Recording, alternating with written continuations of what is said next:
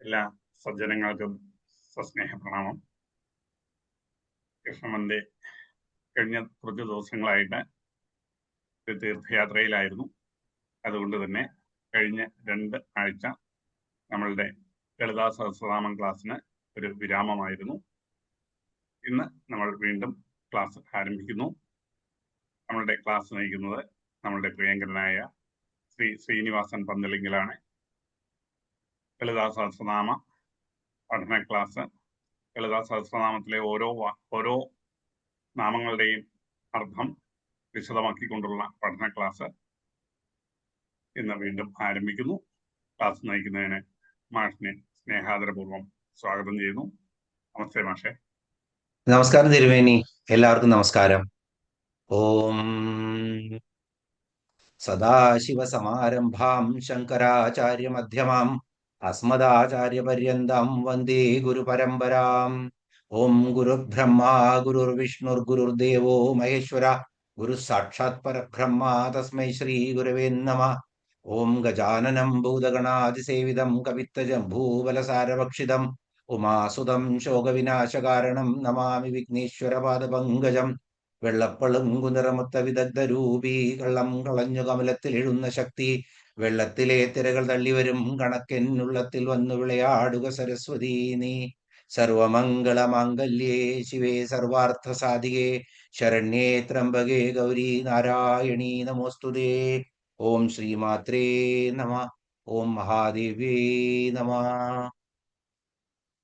എല്ലാവർക്കും ഒരിക്കൽ കൂടി നമസ്കാരം. നമ്മളങ്ങനെ 2 ആഴ്ചയ്ക്ക് ശേഷം ഇന്ന് ക്ലാസ് പുനരാരംഭിക്കുകയാണ്. അപ്പോ പെട്ടെന്ന് നമ്മള് ഒരുപാട് പേര് ലളിതാ സഹസ്രനാമം മുഴുവൻ ചൊല്ലിയിട്ടു. അത് കഷ്ടിച്ച് 10-30 പേര് മുഴുവൻ ചൊല്ലിയിട്ടു. അതെല്ലാം പൂർണ്ണമായി കേൾക്കാൻ പറ്റി. കഴിയുന്നത് പോലെയൊക്കെ ശ്രദ്ധിച്ച് തെറ്റുകള് ഉച്ചാരണ ശുദ്ധി ഇപ്പൊ നമ്മള് പലപ്പോഴും നമുക്ക് ഒരു ദിവസം കൊണ്ടൊന്നും തിരുത്താൻ പറ്റിയതല്ല. പക്ഷെ പദം മുറിക്കുന്നത് തെറ്റ് വരുന്നുണ്ടെങ്കിൽ അത് നമ്മൾ കൃത്യമായിട്ട് സൂചിപ്പിച്ചിരുന്നു. അപ്പൊ എല്ലാവരും ഈ സബരിയോട് അങ്ങനെ അടുത്ത് തന്നെ ഇരുന്നു എന്നുള്ളതാണ്. തീർത്ഥയാത്രയുടെ സമയത്ത് നമ്മള് അവസാനിപ്പിച്ച ശ്ലോകം 153-ാമത്തെ ശ്ലോകത്തിലെ പരാത്പര പാശഹസ്ത എന്നുള്ള നാമത്തിലാണ് നമ്മൾ അവസാനിപ്പിച്ചത്. അപ്പൊ ആ 153-ാമത്തെ ശ്ലോകം ഒന്ന് ചൊല്ലിയിട്ട് നമുക്ക് വീണ്ടും തിരിച്ചു വരാം. ഓം പരം ജ്യോതി പരം ധാമ പരമാണു പരാത്പര പാശഹസ്താ പാശഹന്ത്രി പരമന്ത്ര വിഭേദിനി. പരം ജ്യോതി പരം ധാമ പരമാണു പരാത്പര പാശഹസ്താ പാശഹന്ത്രി പരമന്ത്ര വിഭേദിനി. ഇവിടെ പരം ജ്യോതി ചൈതന്യ സ്വരൂപിണിയായിട്ടുള്ള ദേവിയെ കണ്ടു നമ്മള്. പരം ധാമ ഉത്കൃഷ്ടമായിട്ടുള്ള ധാമം ഇരിപ്പിടമാണ് ദേവിയുടെ എന്ന് കണ്ടു നമ്മള്. പരമാണുവാണ് ദേവി. അണോരണിയാൻ മഹതോ മഹിയാൻ, ഏറ്റവും അണുവായ അണുവിലും മഹത്തായിരിക്കുന്നതിലും ഒക്കെ വിരാജിക്കുന്നവളാണ് എന്ന് പരമാണു എന്നുള്ള നാമത്തിൽ കണ്ടു. പരാത്പര, പരന്മാരില് ശ്രേഷ്ഠന്മാരില് തൽപരയായവളാണ് ദേവി, അല്ലെങ്കിൽ ശ്രേഷ്ഠന്മാരിലും ശ്രേഷ്ഠയായവളാണ് ദേവി എന്നുള്ള അർത്ഥം നമ്മൾ പരാത്പര എന്നുള്ള സ്ഥലത്ത് കണ്ടു. പാശഹസ്ത, ദേവിയുടെ പാശം എന്ന ആയുധം കയ്യിൽ വെച്ചിട്ട് ദേവി അങ്ങനെ ഇരിക്കുന്നതാണ് നമ്മൾ ധ്യാന ശ്ലോകത്തിലും കണ്ടതായിരുന്നു. രാഗസ്വരൂപ പാശാഢ്യ എന്ന് ആ 8-ാമത്തെ നാമത്തിലും നമ്മൾ കണ്ടതാണ്. ഇടതുവശത്തിലേക്ക് പിന്നിലേക്ക് ഉയർത്തിയിട്ടുള്ള കയ്യില് ദേവി, ആ മുന്നിലുള്ള 2 കൈകളും പിന്നിലുള്ള കൈകളും, അതിനകത്ത് ആ ഇടതുവശത്തെ പിന്നിലേക്കുള്ള കയ്യിലാണ് ദേവിയുടെ പാശം. ആ പാശമാണ് രാഗസ്വരൂപം. ഈ മായയിൽ നമ്മളെ രാഗവും ദ്വേഷവും ഒക്കെ ആവുന്ന മായയിൽ കുടുക്കുന്നതും നമ്മൾ വല്ലാതെ കുടുങ്ങി പോകുമ്പോൾ ചാട്ടവാറടിച്ച് നമ്മളെ ഉണർത്തി തിരിച്ചുവിടുന്നതും ഒക്കെ ആ ദേവി തന്നെയാണ്. രാഗസ്വരൂപ പാശാഠ്യ. അങ്ങനെ പാശഹസ്ത എന്നുള്ള ദേവിയെ കണ്ട് മനസ്സിൽ ആ രൂപം പ്രതിഷ്ഠിച്ചിട്ടായിരുന്നു നമ്മൾ കഴിഞ്ഞ പ്രാവശ്യം നിർത്തിയത്. അവിടെ നമുക്ക് 811-ാമത്തെ നാമത്തിലേക്ക് പോവാം. പാശഹന്ത്രി. പാശഹസ്തയാണ് ദേവി എന്ന് കണ്ടു. പാശഹന്ത്രി, ഹന്ത്രി എന്ന് പറഞ്ഞാൽ ഹനിക്കുന്നവള്. അപ്പൊ എന്താണ്? പാശത്തെ നശിപ്പിക്കുന്നവളും ദേവി തന്നെയാണ്. പാശം കൊണ്ട് നമ്മളെയൊക്കെ ബന്ധിപ്പിക്കുന്നത് ദേവി തന്നെയാണ്. കർമ്മങ്ങളും കർമ്മഫലങ്ങളും അതുപോലെ തന്നെ രാഗദ്വേഷങ്ങളുമായിട്ട് നമ്മളെ ബന്ധിപ്പിക്കുന്നതും ദേവി തന്നെയാണ്. ആ ആശാപാശത്തെ, ആ തൃഷ്ണയെ, ആസക്തിയെ എന്ത് ചെയ്യുന്നു? ലോക വിഷയങ്ങളെ മുറിച്ച് ഹനിച്ച് ദേവി നമ്മളെ സ്വതന്ത്രയാക്കുകയും ചെയ്യും. അങ്ങനെ സ്വതന്ത്രയാക്കണേ എന്നുള്ള പ്രാർത്ഥനയാണ് ഈ ലളിതാ സഹസ്രനാമം വായിക്കുമ്പോൾ ഉടനീളം നമ്മൾ ചെയ്യേണ്ടത്, അല്ലെ? അപ്പോഴാണ് നമുക്ക് എന്ത് കിട്ടുള്ളൂ? ആ പരമപദത്തിലേക്ക്, കർമ്മങ്ങളുടെ ഭണ്ഡാരം അല്ലെങ്കിൽ ആ ഭാണ്ഡത്തിനെ ഒന്ന് കുറച്ച് അതിനകത്ത് അതിന്റെ നിറഞ്ഞു നിൽക്കുന്ന ആ ഭാണ്ഡത്തിനെയൊക്കെ ചോർത്തിക്കളഞ്ഞ് ശുദ്ധീകരിച്ചിട്ട് നമ്മളുടെ യാത്ര തുടരാൻ, നമ്മൾക്ക് ഈ ഇഹലോകത്തു നിന്ന് പരലോകത്തിലേക്ക് പോകുമ്പോ നമ്മുടെ യാത്ര ക്ലേശരഹിതമാവാനും, അതുപോലെ തന്നെ ഇനിയൊരു ജന്മം ഉണ്ടെങ്കിൽ കർമ്മം കൊണ്ട് ആ മോക്ഷപ്രാപ്തി തരുന്ന ജന്മമായിരിക്കണേ എന്ന് പ്രാർത്ഥിക്കാനും വേണ്ടിയിട്ടാണ് ആ പാശഹന്ത്രിയായ ദേവി തന്നെ വിചാരിക്കണം. എന്നാലെയാണ് ആ പാശത്തെയൊക്കെ ഖണ്ഡിച്ചിട്ട് നമ്മൾക്ക് നമ്മുടെ ആശാപാശത്തെയും തൃഷ്ണയെയും അതുപോലെ ആസക്തിയെയും ലോക വിഷയങ്ങളെയൊക്കെ കുറച്ച് നമ്മളെ മുന്നിലോട്ട് കൊണ്ടുപോയുള്ളൂ. അത് ദേവി ഭക്തന്മാർക്ക് മാത്രം സ്വായത്തമാക്കാവുന്നതാണ് ആ പാശഹന്ത്രി എന്നുള്ള ദേവിയുടെ ആ പരമകാരുണ്യത്തെ. അപ്പോ ആശാപാശങ്ങളെയൊക്കെ നയിച്ച് മോക്ഷത്തിലേക്ക്, നശിപ്പിച്ച് മോക്ഷത്തിലേക്ക് നയിക്കുന്നവളാണ് ദേവി. അതുകൊണ്ട് ദേവി പാശഹന്ത്രി. ഇനി ഹരിവംശത്തില് കാളിദാസന്റെ ഹരിവംശത്തില് ബാണന്റെ ഒരു കഥ പറയുന്നുണ്ട്. ബാണന്റെ നാഗപാശത്താൽ അനിരുദ്ധന് ഉഷയുമായിട്ട് ഇഷ്ടം തോന്നുകയാണ്. അങ്ങനെ ആ ഉഷയുടെ അടുത്തേക്ക് ദ്വാരകയെന്ന് അനിരുദ്ധൻ പോകുന്നതാണ്. പോകുമ്പോ ബാണൻ തന്റെ നാഗപാശം കൊണ്ട് ബന്ധിക്കുകയാണ്. വലിയ ശിവഭക്തനായിരുന്നു ആര്? ബാണൻ. അങ്ങനെ ബാണന്റെ നാഗപാശത്തിൽ ബന്ധിതനായിട്ടുള്ള അനിരുദ്ധൻ, പുറത്ത് കിടക്കാൻ വയ്യാതെ ഇരിക്കുന്ന അനിരുദ്ധൻ, അതിനുശേഷം അനിരുദ്ധന്റെ അമ്മ അന്വേഷിക്കുന്നതും കൃഷ്ണനെ പറഞ്ഞയക്കുന്നതും ശിവൻ വൈഷ്ണവ സേനയും ശിവസേനയും തമ്മിലുള്ള യുദ്ധവും ഒക്കെ നമ്മൾ കണ്ടതാണ്. പക്ഷേ എങ്ങനെയാണ് രക്ഷപ്പെടുന്നത്? ആ ദേവി ഭജന ചെയ്യാണ്. ദുർഗയുടെ ആര്യാസ്തവം എന്ന് പറയുന്ന ഒരു സ്തവം കൊണ്ട് ദേവിയെ പ്രസാദിപ്പിച്ച് ഭജന ചെയ്തിട്ടാണ് നാഗപാശത്തിൽ നിന്നും ബന്ധന വിമുക്തനാവുന്നത് അനിരുദ്ധൻ. അപ്പോ ഇവിടെ ഹരിവംശത്തിൽ പറയുന്ന ആ പാശഹന്ത്രി തന്നെയാണ് ആ ദേവി. അനിരുദ്ധനെ പാശത്തിൽ നിന്ന്, നാഗപാശത്തിൽ നിന്നും ബന്ധനസ്ഥയാക്കിയ ദേവിയാണ്. അതുകൊണ്ട് ദേവി പാശഹന്ത്രി എന്ന് പറയുന്നു. വളരെ പ്രാധാന്യമർഹിക്കുന്ന ഒരു നാമമാണിത്. എപ്പോഴും ഓർക്കണം, എന്ത് പാശത്തില് ബന്ധിക്കപ്പെടുമ്പോഴും ഓർക്കണം, ദേവി പാശഹന്ത്രിയായി വന്ന് അതിൽ നിന്നും മുക്തയാക്കട്ടെ എന്നുള്ള പ്രാർത്ഥന വേണം. പാശഹന്ത്രി. ഇനി 812 നാമം പരമന്ത്ര വിഭേദിനി. പരമന്ത്ര വിഭേദിനി. ഇവിടെ പരൻ എന്ന് പറഞ്ഞു കഴിഞ്ഞാൽ നമ്മളിവിടെ ശത്രു എന്നുള്ള അർത്ഥത്തിലാണ് എടുക്കുന്നത്. പരൻ എന്ന് പറഞ്ഞാൽ ശത്രു, നമ്മളെ അന്യനായിട്ടുള്ള ആളാണ്, ശത്രുവാണ്. മറ്റുള്ള എല്ലാം സ്വന്തമാണ്, സ്വന്തമല്ലാത്തത് അന്യമാവും. അന്യമായി കഴിഞ്ഞാൽ അത് ശത്രുവാണ്. അപ്പോ ശത്രുക്കളുടെ മന്ത്രങ്ങളെ അല്ലെങ്കിൽ മന്ത്ര കവചങ്ങളെ വിഭേദനം ചെയ്യുന്നവളാണ് ദേവി. ഇങ്ങനെ ഒരർത്ഥം. പരൻ ശത്രു, ശത്രുക്കളുടെ മന്ത്രം കൊണ്ടുണ്ടാക്കുന്ന കവചങ്ങളെ ദേവി ഭേദിക്കുന്നു. വിഭേദിനിയാണ് ദേവി, നശിപ്പിക്കുന്നു ദേവി. അതുകൊണ്ട് ദേവി പരമന്ത്ര വിഭേദിനി. ഇനി മറ്റൊരർത്ഥത്തിൽ പറഞ്ഞാൽ പരമമായ മന്ത്രം എന്താണ്? തുടക്കം മുതലേ നമ്മൾ കാണുന്നുണ്ട്. പരമമായ മന്ത്രമാണ്. ദേവിയുടെ ശരീരം തന്നെ മന്ത്രരൂപമാണ്. എന്താണ് ആ മന്ത്രം? പഞ്ചദശാക്ഷരി മന്ത്രം, അല്ലെങ്കിൽ ഷോഡശാക്ഷരി മന്ത്രം, അല്ലെങ്കിൽ ശ്രീവിദ്യാ മന്ത്രം. അപ്പോ ഏറ്റവും പവിത്രമായിട്ടുള്ള, ഏറ്റവും ഒരു ശാക്തേയ ഭക്തന്, ഒരു ദേവി ഭക്തന് ഏറ്റവും പവിത്രമായിട്ടുള്ള മന്ത്രമാണ് എന്ത്? പഞ്ചദശാക്ഷരി മന്ത്രം. ആ മന്ത്രത്തെ 12 ഉപാസകർക്കായിട്ട് ദേവി വിഭജിച്ചു കൊടുത്തു. വിഭേദിനി എന്ന് പറഞ്ഞാൽ ഇവിടെ വിഭജിച്ചു കൊടുത്തവൾ, വിഭജിച്ച് പാർട്ടീഷൻ ചെയ്തു കൊടുത്തു. ആരൊക്കെയാണ് 12 പേരെന്ന് നമ്മൾ കണ്ടതാണ്, പല മന്ത്രങ്ങളും കണ്ടതാണ്. മനുവിദ്യ, ചന്ദ്രവിദ്യ, ചന്ദ്രമണ്ഡല മധ്യക എന്നുള്ള നാമത്തില് മനുവിദ്യയും ചന്ദ്രവിദ്യയും 11ാമത്തെയും 12ാമത്തെയും നാമമാണെന്ന് കണ്ടപ്പോ 10 നാമങ്ങൾ ആരുടെയൊക്കെയാണെന്ന് നമ്മൾ കണ്ടതായിരുന്നു. അപ്പോ ഈ വിദ്യകള്, ഈ 12 വിദ്യകളില് ആരൊക്കെയാണ്? മനു, ചന്ദ്രൻ, കുബേരൻ, ലോപാമുദ്ര, മന്മഥൻ, അഗസ്ത്യര്, അഗ്നി, സൂര്യൻ, നന്ദികേശൻ, സ്കന്ദൻ, ശിവൻ, ദുർവാസസ്, ഇങ്ങനെ 12 പേരാണ് ശ്രീവിദ്യാ ഉപാസനയില്, ദേവിയുടെ ഉപാസനയില് ഏറ്റവും അഗ്രഗണ്യരായിട്ട് ഏറ്റവും ഉന്നത സ്ഥാനം അലങ്കരിച്ചിട്ട് അവരുടെയൊക്കെ ഓരോ പന്ഥാക്കൾ അവർ വെട്ടിത്തെളിച്ചിട്ടുണ്ട്, ഓരോ വഴി അവരുണ്ടാക്കിയിട്ടുണ്ട്. മനുവിദ്യ എന്ന് പറഞ്ഞാൽ മനു ഉണ്ടാക്കിയ വിദ്യ, ചന്ദ്രവിദ്യ എന്ന് പറഞ്ഞാൽ ചന്ദ്രൻ ഉണ്ടാക്കിയിട്ടുള്ള ദേവിയെ ഭജിക്കാനുള്ള ഒരു വഴി. അതുപോലെ തന്നെ കുബേരൻ വലിയ ഭക്തനായിരുന്നു ദേവിയുടെ. പിന്നെ ലോപാമുദ്ര, അഗസ്ത്യനേക്കാളിലും വലിയ ദേവി ഭക്തയായിരുന്നു ലോപാമുദ്ര. ഖാദി എന്നുള്ള വിദ്യകളൊക്കെ നമ്മൾ പറഞ്ഞിട്ടുണ്ട്, എങ്ങനെയാണ് ദേവി ആരാധിക്കേണ്ടതെന്നുള്ളത്. അതുണ്ടാക്കിയത് ലോപാമുദ്രയായിരുന്നു. പിന്നെ മന്മഥൻ, കാമദേവൻ, ദേവിയുടെ കടാക്ഷം കൊണ്ടാണ് അനങ്കനായിട്ട് വീണ്ടും കാമദേവൻ ജനിച്ചത്, അല്ലേ? അതൊക്കെ നമ്മൾ ആദ്യമേ കണ്ടു. ഭണ്ഡാസുരന്റെ ആ ഭസ്മമാക്കപ്പെട്ടിട്ടുള്ള ആ ചാരത്തിൽ നിന്നാണ് ഭണ്ഡാസുരൻ ഉണ്ടായത്. ഭണ്ഡാസുരനെ ഭസ്മമാക്കി ദേവിയുടെ സൈന്യം, അല്ലെങ്കിൽ ദേവി. അപ്പോ എന്തുണ്ടായി?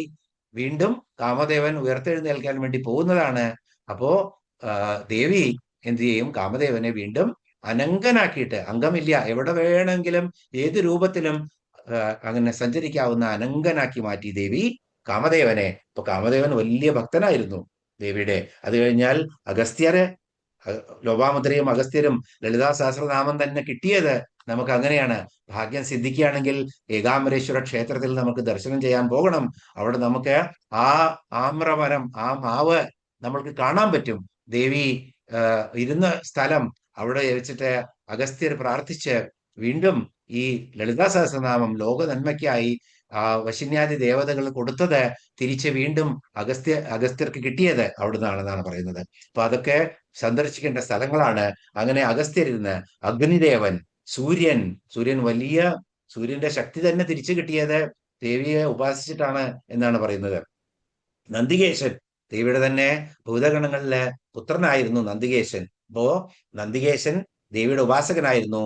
പിന്നെ സ്കന്ദനും ശിവനും ദുർവാസ മഹർഷിയും, ഇങ്ങനെ 12 ഉപാസകരുണ്ട്. ഈ മന്ത്രത്തെ, ഈ പരമമായ ഈ ശ്രീവിദ്യാ മന്ത്രത്തെ ഇങ്ങനെ വിഭജിച്ച് ദേവി കൊടുത്തത് ഈ 12 മഹാത് വ്യക്തികൾക്കായിരുന്നു.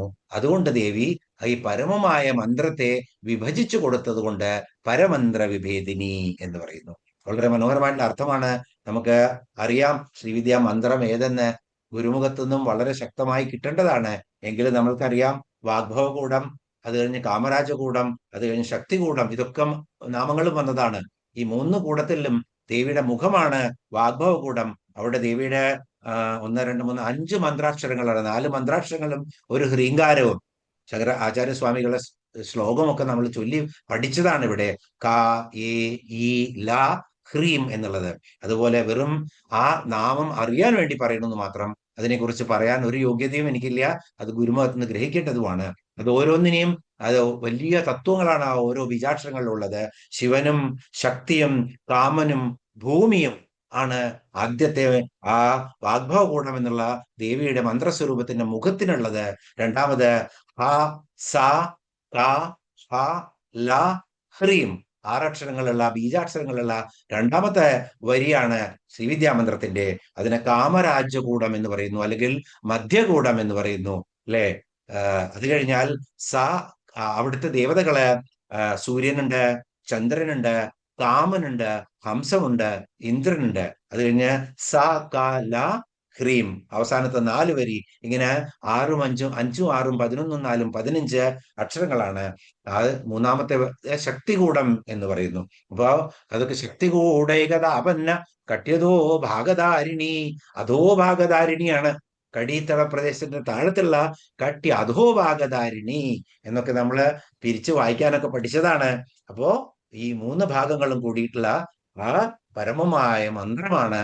ആ മന്ത്രത്തെ വിഭജിച്ചു കൊടുത്തവളാണ് ദേവി. അങ്ങനെ ഇനി മൂന്നാമതായിട്ടൊരു അർത്ഥം പറയുകയാണെങ്കിൽ പരമന്ത്ര അവിഭേദിനി, ഇങ്ങനെയും പറയാം. പരമന്ത്ര അവിഭേദിനി, പരമമന്ത്രം, പരമമായ മന്ത്രം, ഉപാസകരുടെ അവി എന്ന് പറഞ്ഞാൽ പാപം എന്നുള്ള അർത്ഥമുണ്ട്.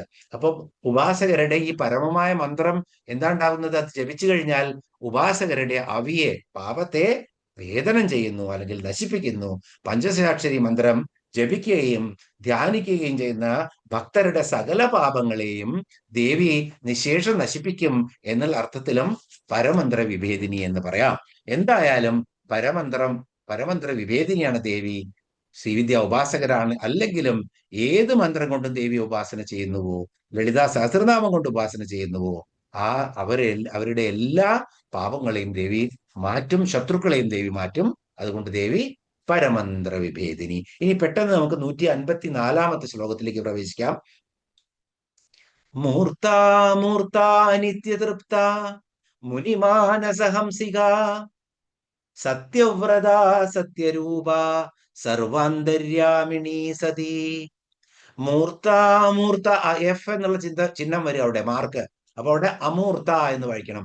മൂർത്ത അനിത്യതൃപ്ത. അവിടെ ആ നിത്യതൃപ്ത നാന്ന് വരണം, അവിടെ നാന്ന് വരാൻ പാടില്ല.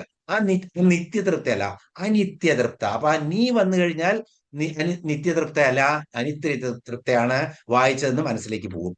മൂർത്ത നിത്യതൃപ്ത മുനിമാനസഹംസിക സത്യവ്രത സത്യരൂപ സർവാന്തര്യാമിണി സതി. ഇതെങ്ങനെയാണ് എന്നുള്ള എല്ലാവർക്കും പിന്നെ പഠിപ്പിച്ചു കൊടുത്തതായിരുന്നു വായിച്ചവർക്കൊക്കെ. ഈ അനിത്യതൃപ്ത എന്ന് വായിക്കേണ്ട വിധമൊക്കെ ധാരാളം അകാരങ്ങൾ വരുമ്പോ അർത്ഥം വിപരീതമായി മാറും. അതുകൊണ്ട് ശ്രദ്ധിക്കണം എന്നുള്ളത് ഈ പ്രത്യേകിച്ചും ഈ ലാസ്റ്റ് പോർഷനില് ധാരാളം വരുന്നുണ്ട്. അങ്ങനെ 30 നാമങ്ങളിൽ അങ്ങനെ വരുന്നുണ്ട്. ഓരോ നാമങ്ങളായി നോക്കാം. 813 മുതൽ 820 വരെയുള്ള 8 നാമങ്ങളാണ് ഇവിടെയുള്ളത്. അപ്പോ ആദ്യത്തെ നാമം 813 മൂർത്ത എന്ന് പറഞ്ഞാൽ എന്ത്? മൂർത്തം എന്ന് പറഞ്ഞാൽ ശരിക്കും സ്ഥൂലം, വ്യക്തം, സ്വരൂപം എന്നൊക്കെയാണ് അർത്ഥം. മൂർത്തി എന്ന് പറയുന്നത് എന്താണ്? മൂർത്തി ആരാധകരാണ് നമ്മൾ പറയും. സനാതന ധർമ്മികള് മൂർത്തിയെ ആരാധിക്കും എന്നുള്ളത് അല്ലെ. അതിന്റെ കാരണം എന്താന്നൊക്കെ ഗാഠവും ഗൂഢവുമായിട്ടുള്ള കാരണങ്ങളാണ്. അതൊക്കെ അറിയേണ്ടതാണ്. അപ്പോ മൂർത്തം എന്ന് പറഞ്ഞാൽ എന്താണ്? സ്ഥൂല രൂപത്തിൽ കാണുന്നതാണ്. അപ്പൊ ദേവിയെ നമ്മൾ ഭജിച്ചപ്പോ ദേവിയുടെ സ്ഥൂല രൂപം കണ്ടു നമ്മൾ അല്ലേ. അപ്പോ അടുത്ത നാമത്തിൽ അമൂർത്ത എന്ന് പറയുമ്പോൾ ബാക്കിയുള്ള രൂപങ്ങൾ നമ്മൾക്ക് കാണാം. സ്ഥൂല രൂപത്തിൽ നമ്മൾ ദേവിയെ ഏത് രൂപത്തിൽ കാണുന്നുവോ ആ രൂപത്തിലൊക്കെ ദേവി ആ രൂപം എടുത്ത് നമ്മളുടെ അടുത്ത് വരും. അതുകൊണ്ട് ദേവി മൂർത്ത. ഇപ്പൊ ഇക്കാണുന്ന പ്രപഞ്ചത്തിലെ എല്ലാം ദേവിയുടെ മൂർത്തിമത് ഭാവമാണ്. പഞ്ചഭൂതങ്ങളെ കൊണ്ടാണ് എല്ലാം നിർമ്മിച്ചിരിക്കുന്നത്. പഞ്ചഭൂതം ആ ബ്രഹ്മത്തിൽ നിന്നുണ്ടായതാണ് അല്ലെ. ബ്രഹ്മത്തിൽ നിന്നാണ് എല്ലാം ഉണ്ടായത്. ആകാശം മുതൽ പിടിച്ച് പൃഥ്വി വരെയുള്ള പഞ്ചഭൂതങ്ങൾ മുഴുവൻ ഉണ്ടായതും അതുകൊണ്ടാണ് ആ ബ്രഹ്മം എല്ലാ ശരീരങ്ങളായി പരിണമിച്ചതും. അപ്പോ ഇങ്ങനെ എല്ലാം മൂർത്തമാണ്, രൂപമുള്ളതാണ്. അതൊക്കെ ദേവി തന്നെയാണ്. അതുകൊണ്ട് ദേവി മൂർത്ത എന്നുള്ള നാമത്തിൽ അറിയിക്കുന്നു. അപ്പൊ ശരിക്കും നമ്മള് ദേവിയെ ആരാധിക്കുന്നത് എങ്ങനെയാണ്? സഗുണ സാകാര രൂപത്തില് അഥവാ മൂർത്തിയുടെ രൂപത്തില് നമ്മൾ ദേവിയെ ആരാധിക്കുന്നു. ഇപ്പോ ശരിക്കും പ്രപഞ്ചത്തിലുള്ള സകല വസ്തുക്കളും പഞ്ചഭൂതങ്ങളിൽ നിന്നാണ് ഉണ്ടാവുന്നത്. അപ്പോ ഇതിനകത്ത് നമ്മൾ നോക്കുകയാണെങ്കിൽ പഞ്ചഭൂതങ്ങളില് ആകാശം അതുപോലെ തന്നെ വായു, ഇതിന് രണ്ടിനും രൂപമില്ല. അതേ സമയത്ത് പൃഥ്വി എടുക്കുകയാണ്, അതുപോലെ തന്നെ അപ്പ എന്ന് പറഞ്ഞാൽ ജലം എടുക്കുകയാണ്, അഗ്നി എടുക്കുകയാണ്. ഇതിന് മൂന്നിനും രൂപങ്ങളുണ്ട്. അപ്പോ പഞ്ചഭൂതങ്ങളിൽ തന്നെ മൂർത്തവും കാണാം അമൂർത്തവും കാണാം നമുക്ക്. വായുവിന് രൂപമില്ല. അതുപോലെ തന്നെ ആകാശം സ്പേസ് ആണ്, എല്ലായിടത്തും നിറഞ്ഞു നിൽക്കുന്നതാണ്, അതിന് രൂപമില്ല. അപ്പൊ ദേവി തന്നെ ഈ പഞ്ചഭൂതങ്ങൾ സൃഷ്ടിച്ച തന്നെ മൂർത്തവും അമൂർത്തവും രണ്ടും കൂട്ടിയിട്ടാണ്. അപ്പോ വ്യക്തമായ രൂപമുള്ളതാണ് മൂർത്തം. അപ്പൊ അതിലടങ്ങിയിരിക്കുന്ന ഈശ്വര തത്വം അതാണ് നമ്മൾ മനസ്സിലാക്കേണ്ടത്. ഈ മൂർത്തങ്ങളിലൊക്കെ ഉള്ള ഈശ്വര തത്വത്തെ മനസ്സിലാക്കണം. അത് ശരിക്കും ഈ രൂപങ്ങൾക്കും അപ്പുറമാണ്. അപ്പൊ ദേവി സകല മൂർത്തിക്കും ആധാരമായിട്ടുള്ള ദേവിയാണ്, പഞ്ചഭൂതങ്ങൾക്കും ആധാരമാണ്, ബ്രഹ്മവും ബ്രഹ്മാണ്ടവും ദേവിയാണ്. അതുകൊണ്ട് ദേവി മൂർത്ത, വ്യക്തമായ രൂപത്തോടു കൂടിയവൾ. ഏത് രൂപത്തിൽ ഭജിച്ചോളൂ ദേവി വരും. ദേവി അതേ രൂപത്തില് ഭക്തന്റെ മാനസത്തില് ഹംസികയായിട്ട് വരും. ഇങ്ങനൊരു നാമം വരുന്നുണ്ട്, അമൂർത്ത. 814 നാമം ശരിക്കും അതിന്റെ വിപരീതം തന്നെ. അമൂർത്ത മീൻസ് ന മൂർത്ത, വ്യക്തമായ രൂപം ഇല്ലാത്തവൾ. ദേവിക്ക് വ്യക്തമായിട്ടുള്ള രൂപം ഇല്ല. അത് നമുക്ക് വളരെ കൃത്യമായിട്ട് അറിയാം. കാരണം ദേവിയുടെ സ്ഥൂല രൂപം നമ്മൾ കണ്ടു, അതുപോലെ തന്നെ സൂക്ഷ്മ രൂപം കണ്ടു. മന്ത്രരൂപമാണ് സൂക്ഷ്മ രൂപം. ശ്രീവിദ്യാമന്ത്രം ഒക്കെ ദേവിയുടെ സൂക്ഷ്മ രൂപമാണ്. സൂക്ഷ്മ തരരൂപമുണ്ട് ദേവിക്ക്, കാമകലാരൂപം, അതിനെക്കുറിച്ചും പഠിച്ചു. അതും ഗുരുമുഖത്ത് നിന്ന് കേൾക്കേണ്ടതാണ്, എങ്കിലും കുറച്ചൊക്കെ പെരിഫറലായിട്ട് അതിനെ പറഞ്ഞു. സൂക്ഷ്മതര രൂപം, അത് കഴിഞ്ഞ് സൂക്ഷ്മ തമരൂപം. സൂക്ഷ്മ തമരൂപമാണ് കുണ്ടലിനി. കുണ്ടലിനി ശക്തിയായിട്ട് സൂക്ഷ്മ തമരൂപമായിട്ട് മൂലാധാര ചക്രത്തിൽ നിന്നും സഹസ്രാര ചക്രത്തിലേക്ക് പ്രയാണം നടത്തിക്കൊണ്ടിരിക്കുകയാണ്. അതും എന്താണ്? സൂക്ഷ്മ തമരൂപമാണ്. പിന്നെയോ ശുദ്ധബ്രഹ്മരൂപം. ഇതൊക്കെ ഞാൻ എന്നുള്ള അഹം എന്ന് പറയുന്നത് ശിവോഹമാണെന്ന് അറിയുമ്പോൾ ആ ബ്രഹ്മത്തെ നമ്മൾ അറിയും. ആ ബ്രഹ്മത്തെ അറിയുമ്പോഴാണ് ശുദ്ധ ബ്രഹ്മരൂപത്തിന്റെ ജ്ഞാനം ഉണ്ടാവുന്നത്. ഇപ്പൊ ദേവി എന്താണ്? മൂർത്തയാകുന്ന കൂടി തന്നെ ദേവി അമൂർത്ത കൂടിയാണ്. എല്ലാവിധ ബ്രഹ്മരൂപിണിയായിട്ട് ദേവി സകല ചരാചരങ്ങളിലും കുടികൊള്ളുന്നു എന്നാണ്. അപ്പോ ശരിക്കും നിർഗുണ നിരാകാരമായിട്ടുള്ള ഒരു രൂപം, ആ സ്വരൂപത്തെ നമുക്ക് ഗ്രഹിക്കാൻ വിഷമമാണ്, അല്ലെ? ശരിക്കും പെട്ടെന്ന് നമ്മൾ പറയാ ഈ നിർഗുണ നിരാകാര രൂപമാണ് ദൈവം, ഭജിച്ചോളൂ എന്ന് പറഞ്ഞു കഴിഞ്ഞാൽ ആർക്കെങ്കിലും ഭജിക്കാൻ പറ്റുമോ? റിലേറ്റ് ചെയ്യാൻ പറ്റില്ല നമുക്ക്. നിന്റെ മുത്തശ്ശന്റെ രൂപം ഓർത്തോളൂ എന്ന് പറഞ്ഞു കഴിഞ്ഞാൽ എങ്ങനെ നമുക്ക് ഓർക്കാൻ പറ്റുക? ഇതാണ് കുട്ടി നിന്റെ മുത്തശ്ശൻ എന്ന് പറഞ്ഞ് മുത്തശ്ശന്റെ ഫോട്ടോ കാണിച്ചു കൊടുത്തു കഴിഞ്ഞാൽ അടുത്ത പ്രാവശ്യം കുട്ടി മുത്തശ്ശനെ ഓർക്കും. പിന്നെ നമ്മൾ പതുക്കെ പതുക്കെ പറഞ്ഞു കൊടുക്കും, മുത്തശ്ശൻ രൂപമല്ല, ഇപ്പൊ ആത്മാവാണ് കുട്ടി, ദൈവമാണെന്ന് പറഞ്ഞു കഴിഞ്ഞാൽ കുട്ടി ആ മുത്തശ്ശന്റെ രൂപത്തെ അദൃശ്യമായിട്ട് എല്ലായിടത്തും കാണാൻ പഠിക്കും. അപ്പൊ ഇങ്ങനെയാണ് സ്റ്റെപ്പ് സ്റ്റെപ്പായിട്ടാണ് പോകുന്നത്. ട്രെയിനിങ് ആണത് ശരിക്കും. എന്താ ശരിക്കും നിർഗുണ നിരാകാരമായ ബ്രഹ്മത്തെ സ്വയം കണ്ടെത്താൻ വേണ്ടിയിട്ട് ആദ്യം നമ്മൾ എന്ത് പറയുന്നു? അവർക്ക് മൂർത്തി കൊടുക്കുന്നു. മൂർത്തിയിൽ നിന്നും പതുക്കെ പതുക്കെ അമൂർത്തതയിലേക്ക് പോകുന്നു. അതുകൊണ്ട് ദേവി ശരിക്കും അമൂർത്തയാണ്, എന്നാലും എല്ലാ മൂർത്തികളിലും ദേവി തന്നെയാണ്. ശരിക്കും ദേവി ആ രൂപം തന്നെ സ്വീകരിച്ചിട്ട് അതുപോലെ നമ്മുടെ മുന്നിൽ വരും. ഇനി സനാതനധർമ്മം എന്തുകൊണ്ട് ശാസ്ത്രപരമായിട്ട്, മനഃശാസ്ത്രപരമായിട്ടാണ് മൂർത്തി ആരാധനയെ കാണുന്നത്? കാരണം പലർക്കും സങ്കല്പിക്കാൻ പോലും പറ്റില്ല ഇത്ര ബ്രഹ്മാണ്ടം, സ്പേസ്, അതുപോലെ തന്നെ ഇതൊന്നും പറഞ്ഞു കഴിഞ്ഞാൽ ആർക്കും ദഹിക്കില്ല. അക്ഷരാഭ്യാസം ഇല്ലാത്ത ഒരാൾക്കും തന്റെ കരിങ്കല്ല് ദേവിയാണ്, കാളിയാണ് എന്ന് പറഞ്ഞു കൊടുത്തു കഴിഞ്ഞാൽ അതിൽ കാളി രൂപത്തെ ദർശിക്കും. ആ കാളി ഘോരരൂപിണിയായിട്ടുള്ള കാളി ദർശിക്കും. വന്യമൃഗങ്ങളിൽ നിന്നും അവരെ രക്ഷിക്കുന്ന ഘോരരൂപിണിയായ കാളി അവർ കാണും. അഗ്നിയായി വരുന്ന കാളി അവർ കാണും. സൂര്യനും ചന്ദ്രനും താരകങ്ങളുമായിട്ട് ഇരിക്കുന്ന കാളിയെ അവർ കാണും. അതുകൊണ്ടാണ് അവിടുന്നാണ് നമുക്ക് വാത്മീകി, അല്ലെ? ആ രത്നാകരിൽ നിന്നും വാത്മീകി ആവുന്നത് മരം കാണിച്ചു കൊടുത്തിട്ടാണ്. അപ്പോ ഇതൊക്കെ പറഞ്ഞു കൊടുക്കാൻ പറ്റുന്ന മൂർത്തി ആരാധന എന്ന ആ മരം ഈ മരം എന്ന് മലയാളികൾ പറയും. അല്ലെങ്കിൽ രാമ എന്നുള്ളതിന് പകരം എന്താണ് കാണിച്ചു കൊടുക്കുന്നത്? മരം കാണിച്ചു കൊടുത്ത് മര എന്ന് പറയാണ്. എന്നിട്ടാണ് രാമ എന്നായി ആ ആദികവിയായി മാറുന്നത്, നമ്മുടെ എല്ലാം തന്ന രാമായണം തന്ന വാത്മീകിയായി മാറുന്നത്. അപ്പോ ശരിക്കും രൂപത്തിൽ നിന്നും നമ്മൾക്ക് രൂപത്തിലേക്ക് പോകാൻ പറ്റണം. ഇനി മറ്റുള്ള മതങ്ങൾ ഇതൊക്കെ പറയുമ്പോ ഒരാൾക്കും മൂർത്തി രൂപമില്ലാതെ ഇവിടെ ഒരു ആരാധനയും സാധ്യമല്ല. നമ്മൾക്ക് ഇത്രയും പഠിക്കാൻ ശ്രമിക്കുന്ന നമ്മൾക്ക്, അല്ലെങ്കിൽ ഇത്രയും പഠിച്ച നമ്മുടെ ഋഷി മുനിമാർക്ക് ചെയ്യാൻ പറ്റാത്തത് എങ്ങനെയാ അവർക്ക് ചെയ്യാൻ പറ്റുന്നത്? ഒരു മദ്രസയിൽ പോയി കഴിഞ്ഞാൽ എങ്ങനെ അവര് ഏതാ നമ്പർ അവരുടെ? 786. എല്ലാ അക്ഷര സ്വരൂപിണിയായിട്ട് മൂർത്തങ്ങളാണ് അക്ഷര സ്വരൂപിണിയായിരിക്കുന്നു. ഖുറാനിൽ എഴുതിയിരിക്കുന്ന അക്ഷരങ്ങളാണ്. ആ പുസ്തകത്തെ നിങ്ങളൊന്ന് നമ്മൾക്ക് പോസ്റ്ററിൽ കീറി ഒട്ടിച്ചിട്ടുള്ള ആ പടം അത് കഴിഞ്ഞ് താഴത്ത് വീണ് കഴിഞ്ഞാൽ ആളുകൾ അത് ചവിട്ടുന്നു, അല്ലെങ്കിൽ അതിൽ സിമന്റ് ശ്രീലക്ഷ്മി സിമന്റ് എന്ന് പറഞ്ഞ സിമന്റ് പാക്കറ്റ്, അതിനൊന്നും നമുക്ക് ആവശ്യമില്ല. ശ്രീലക്ഷ്മി എന്ന് പറഞ്ഞ് അദ്ദേഹം ആരാധിക്കുന്നുണ്ട് ആ സിമന്റിന്റെ ഓണർ, ആ ലക്ഷ്മിയെ. അതുകൊണ്ട് ബ്രാൻഡായിട്ട് അത് വരുന്നു, അത് ചവിട്ടി തേക്കാൻ ഉപയോഗിച്ചു വെച്ചിട്ട് നമുക്ക് അതിനെക്കുറിച്ച് ബോധറിയേണ്ട ആവശ്യമൊന്നുമില്ല. അതൊന്നുമല്ല നമ്മുടെ ധർമ്മം. നമ്മളുടെ ധർമ്മം ഈ ഒരു കാലിന്റെ ഉള്ളിൽ ലക്ഷ്മി അല്ല ഓങ്കാരമുള്ള ഒരു സാധനം വന്നു, ആ ഓങ്കാരം എന്നുള്ളത് അറിഞ്ഞിട്ട് അയാളുടെ ബ്രാൻഡിൽ അത് ഇടാൻ തോന്നിയില്ലോ എന്ന് ആലോചിച്ചോളൂ. അങ്ങനെയുള്ള ആളുകൾ ഉണ്ടാക്കൂ. അല്ലാതെ എല്ലാം മാറ്റിമറിക്കാൻ പോയി കഴിഞ്ഞാൽ ഒന്നുമില്ലായ്മയിൽ എത്തും നമ്മള്. അപ്പൊ നമ്മളതൊക്കെ സൂക്ഷിച്ചിട്ട് തന്നെയാണ് ചെയ്യുന്നത്. അതേസമയത്ത് ഈ ധർമ്മങ്ങളിലേക്ക് പുസ്തകങ്ങള് തൊട്ട് കഴിഞ്ഞാലോ എന്തെങ്കിലും ചെയ്തു കഴിഞ്ഞാലോ അവരുടെ തലവെട്ടും. മൂർത്തമല്ലേ പുസ്തകങ്ങള്? അക്ഷരങ്ങൾ മൂർത്തമല്ലേ? 786 മൂർത്തമല്ലേ? ചന്ദ്രകല മൂർത്തമല്ലേ? മൂർത്തമല്ലേ? കുരിശ് മൂർത്തമല്ലേ? സോ മൂർത്തിയില്ലാതെ അമൂർത്തതയിലേക്ക് ഒരിക്കലും പോകാൻ പറ്റില്ല. അതുകൊണ്ട് ഇതൊന്നും ഓർത്ത് ബേജാറാവേണ്ട ആവശ്യമില്ല. ഇതിനൊക്കെ കൃത്യമായിട്ട് ഉത്തരം കൊടുക്കാനുള്ള ഒരു കഴിവ് വേണം. എല്ലാവരെയും ഒരുമിച്ച് കാണാനുള്ള സമാന ചിത്തതയും വേണം. അതാണ് നമുക്ക് വേണ്ടത്. അതുകൊണ്ട് ദേവി മൂർത്തയുമാണ്, അമൂർത്തയുമാണ്. അക്ഷരങ്ങളും ചിഹ്നങ്ങളും ഒക്കെ മൂർത്തം തന്നെയാണ്. ആ തത്വത്തെ ഗ്രഹിച്ചവരാണ് നമ്മുടെ ഋഷിമുനിമാർ. അതാണ് നമുക്ക് പഠിപ്പിച്ചു തന്നിരിക്കുന്നത്. ഇതൊക്കെ പറയുമ്പോ 1000 നാവുള്ള അനന്തരായി മാറണം നമ്മൾ.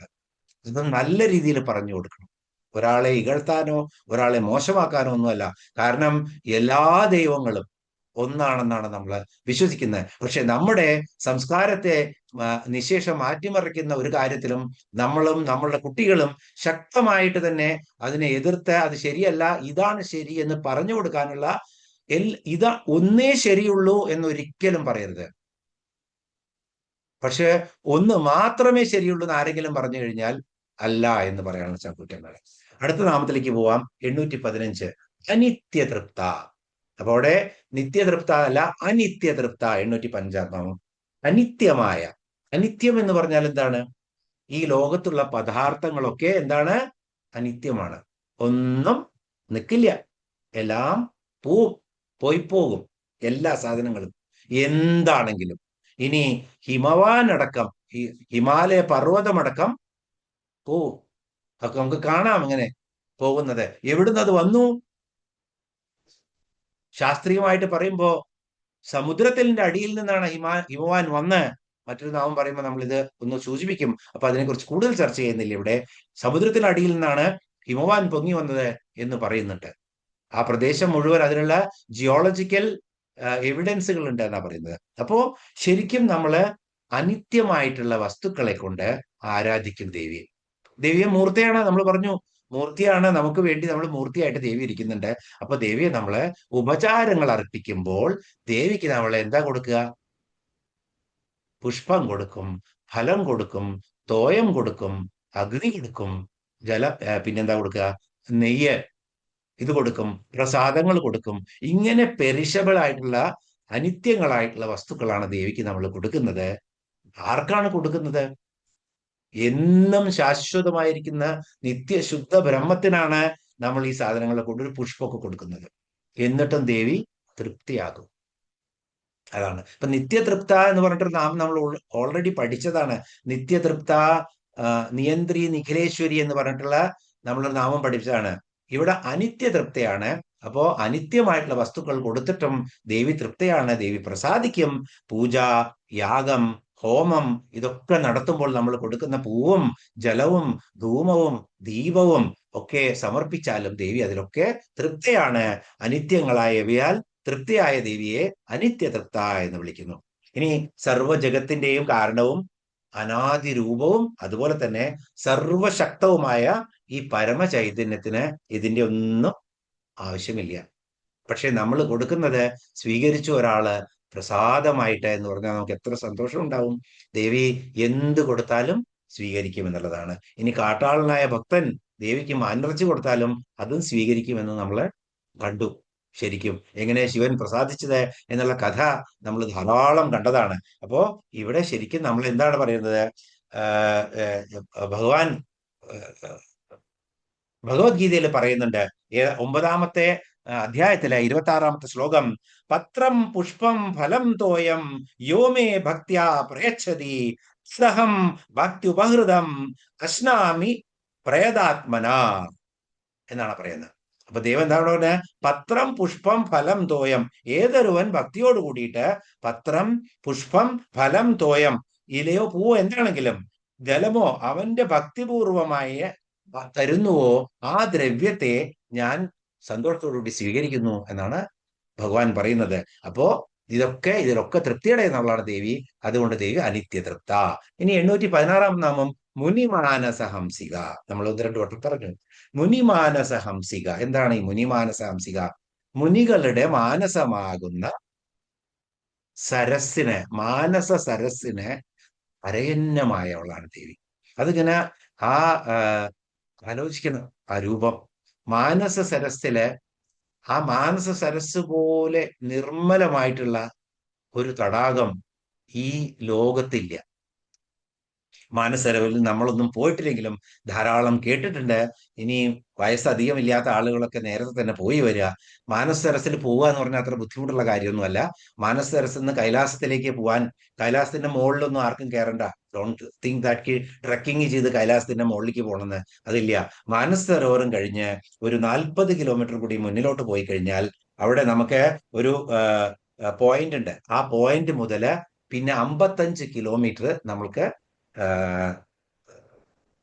കൈലാസത്തിൽ പ്രദക്ഷിണം ചെയ്യുക. അപ്പൊ ആദ്യം മാനസ സരോവരമാണ് വരുന്നത്. അപ്പൊ ബേസ് ക്യാമ്പിൽ ഇരിക്കും. പ്രദക്ഷിണം ചെയ്യാൻ പോകുമ്പോൾ കുറച്ചുകൂടി ഇപ്പൊ മാനസ സരോവരം 4590 മീറ്റർ ഉയരത്തിലാണ്. കഷ്ടി 15,060 അടി എന്നാണ് പറയാ മാനസ സരോവരിന്റെ ഉയരം. ഇപ്പോ നമ്മള് കേദാർനാഥിലും ബദ്രീനാഥിലും ഒക്കെ പോകുമ്പോ നമ്മൾ ഓൾറെഡി 12,000 13,000 അടി നമ്മൾ എത്തുന്നുണ്ട്. നമുക്ക് ഒരു പ്രശ്നവും അവിടെ ഒന്നും ഉണ്ടാവാറില്ല ഒരിക്കലും. പക്ഷെ കുറച്ചുകൂടി പിന്നെ അങ്ങോട്ട് കൂടുമ്പോ എത്ര കൂടുന്നുവോ അത്രയും കൂടുതൽ നമ്മുടെ വായുവിന്റെ കനം കുറഞ്ഞു വരും, തണുപ്പ് കൂടി വരും. പക്ഷേ മാനസ സരോവരിലും നമ്മൾ നോക്കുമ്പോ ശരിക്കും അത്ര തണുപ്പൊന്നുമില്ല. ഈ മെയ് മുതൽ സെപ്റ്റംബർ വരെയുള്ള മാസങ്ങളിൽ തണുപ്പൊന്നും അധികമൊന്നും ഇല്ല അവിടെയൊന്നും. ഇപ്പൊ നമ്മള് ബദ്രീനാഥിൽ പോകുമ്പോ 9 ഡിഗ്രി ആവും പകൽ ഏറ്റവും കൂടുതൽ, അല്ലെങ്കിൽ 8 ഡിഗ്രി ആവും, ചിലപ്പോ 5 ഡിഗ്രി ഉണ്ടാവുള്ളൂ. വൈകുന്നേരത്ത് അത് 3 4 മൈനസിൽ പോവും രാത്രി രാവിലെ ആകുമ്പോഴും. ഈ ഒരു റേഞ്ച് തന്നെയാണ് ടെമ്പറേച്ചർ. ഈ കാലാവസ്ഥ വളരെ മോശമല്ലെങ്കിൽ ഇവിടെ ഉണ്ടാവുക ഈ മാനസരോവറിലും. കുറച്ചുകൂടി തണുപ്പ് കൂടുന്നു മാത്രം. അപ്പൊ ശരിക്കും അവിടെ നമുക്ക് ഈ ഇത്രയും ദൂരത്ത് പോകുമ്പോൾ നമുക്കൊരു -12 ടു -2 ആയിരിക്കും എവിടെ ഈ മാനസരോവറിന്റെ കൈലാസത്തിന്റെ പരിക്രമണ പഥത്തിലേക്ക് ഹയസ്റ്റ് പോയിന്റിൽ പോവുകയാണെങ്കിൽ. ഹയസ്റ്റ് പോയിന്റിൽ പോകുമ്പോൾ നമുക്ക് അവിടുന്ന് ഒരു 40 കിലോമീറ്റർ മുകളിലേക്ക് പോകണം, സഞ്ചരിക്കണം. അതിനുശേഷം ഡാർച്ചൻ എന്ന് പറയുന്ന ഒരു പോയിന്റ് ഉണ്ട്. ആ പോയിന്റ് നിന്നാണ് കൈലാസ പരിക്രമ തുടങ്ങുന്നത്. ഡാർച്ചൻ എന്ന് ഇത് 5630 മീറ്റർ ആണ്. മാനസരോവർ 4590 മീറ്റർ ഉയരത്തിലാവുമ്പോ 5630 മീറ്റർ ഉയരത്തിലാണ് ഈ ഡാർച്ചൻ ഹയസ്റ്റ് പീക്ക് വരുന്നത്. അവിടുത്തെ നടക്കുമ്പോൾ വരുന്ന ഹയസ്റ്റ് പീക്ക്. അപ്പൊ അവിടത്തേക്ക് ടെമ്പറേച്ചർ എന്ന് പറഞ്ഞാൽ -2 മുതൽ -12 വരെ ഡീവിയേറ്റ് ചെയ്തുകൊണ്ടിരിക്കുന്നതാണ്. അപ്പൊ 0 ഡിഗ്രി മുതൽ ഒരു 10 ഡിഗ്രി മൈനസ് വരെ പ്രതീക്ഷിക്കാം. അതുകൊണ്ട് ആളുകള് അതിനുള്ള വസ്ത്രങ്ങളൊക്കെ അണിഞ്ഞു പോകും. അവിടെ പോകുമ്പോൾ കുറച്ച് മെഡിക്കേഷൻ ഒക്കെ ചെയ്യും നടക്കാൻ പോകുന്ന. ഇപ്പോ മോക്ഷാസ് മോചിത കൊണ്ടുപോകുന്നുണ്ട് അവിടെ. പക്ഷെ വളരെ പെട്ടെന്ന് നമ്മൾ ബുക്ക് ചെയ്താലാണ് അതിനൊക്കെ പോകാൻ പറ്റുള്ളൂ. അതിന് ചില ടെസ്റ്റുകളൊക്കെ ഉണ്ട്, അതൊക്കെ ചെയ്യണം. എനിവേ, മുനി മാനസ ഹംസിക എന്നുള്ള നാമമാണ്. മുനികളുടെ മാനസരോവരത്തിൽ നമ്മൾ പറയുമ്പോ നമ്മളെ ഹിമാലയത്തിലെ മറ്റുള്ള ഇവിടെ എവിടെയാണ് ശരിക്കും ടിബറ്റിലെ ഫ്രീ ലാൻഡ് ആയിട്ടുള്ള ടിബറ്റ്, ചൈനയുടെയും അധികാരത്തിലല്ല, ഇന്ത്യയുടെയും അധികാരത്തിലല്ല, ഓട്ടോണോമസ് ടെറിട്ടറിയാണ്. അവിടെയാണ് മാനസ സരോവർ ഉള്ളത്. അപ്പൊ ഈ മാനസ സരോവരത്തിന്റെ അടുത്ത് തന്നെ രാക്ഷത്താൽ ലേക്ക് എന്ന് പറഞ്ഞിട്ടൊരു ലേക്ക് ഉണ്ട്. ആ ലേക്കിൽ മുഴുവൻ ഉപ്പുവെള്ളമാണ്. ടിബറ്റിൽ പൊതുവെ എല്ലാ തടാകങ്ങളിലും ഉപ്പുവെള്ളമാണ്. ആലോചിച്ച് നോക്കൂ, സമുദ്രം അടുത്തുപോലുമില്ല, എന്നിട്ടും ടിബറ്റൻ തടാകങ്ങളിലൊക്കെ ഉപ്പ് രസമുള്ള വെള്ളമാണ്. ഇതെന്നാണ് പലതും ജിയോളജിസ്റ്റുകളൊക്കെ പറഞ്ഞുണ്ടാക്കുന്നത്, അല്ലെ? ഇത് ഇങ്ങനെ ടെക്ടോണിക് ഷിഫ്റ്റ് എന്ന് പറഞ്ഞിട്ട് ഇംഗ്ലീഷിൽ ഒരു വാക്കുണ്ട്. എന്ന് വെച്ച് കഴിഞ്ഞാൽ ഭൂമിയുടെ ഘടന തന്നെ മാറിപ്പോയി എന്നാണ് പറയുന്നത്. പണ്ട് ഇവിടെ ടേത്തിസ് എന്ന് പറഞ്ഞൊരു കടലുണ്ടായിരുന്നു.